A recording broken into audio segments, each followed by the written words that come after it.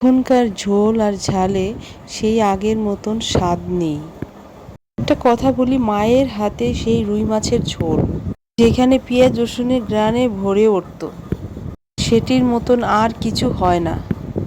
আজকে সেই পুরনো ঘরোয়া স্টাইলে রান্না করব, খুব সহজ ও স্বাদ। তাহলে চলুন এক এক করে দেখি। আগে আমরা মাছটি টুকরো করে কেটে নিয়েছি। এবং মাছটি ভালো করে ধুয়ে এর সাথে আমরা হলুদ লবণ অ্যাড করে একটু মেখে নেব।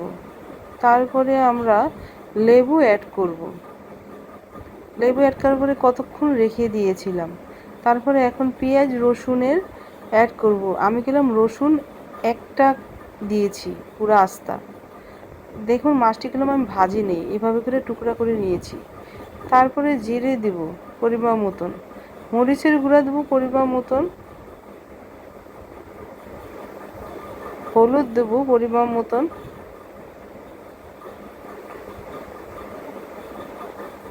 পরিমাণ মতন একটু টক দই দেব। সব একত্রে করে মিক্স করে নেব। তারপরে প্রায় 3 মিনিটের মতো রেখে দেব। এবং একটা কড়াইতে তেল দিয়ে তেলটি গরম হলে মাছটি দিয়ে দেব। ওই মাখা মাছটি দিয়ে দেব। তারপরে লবণ দেব পরিমাণ মতো, ভালো মতন কষিয়ে নেব যতক্ষণ না মশলাটি কষানো হচ্ছে, ততক্ষণ পর্যন্ত কষাবো। তারপরে জল দিয়ে দেব পরিমাণ মতন, তারপর কাঁচামরিচ দিয়ে দেব, এরপরে ধনেপাতা দিয়ে দেব। এই ছিল পেঁয়াজ রসুনের রুই মাছের ঝোল, একদম ঘরোয়া স্টাইল, কম উপকরণে সহজে রান্না। ভাতের সাথে খেতে খুব ভালো লাগে। রেসিপিটা কত জোশ, ঘরে ট্রাই করে দেখুন।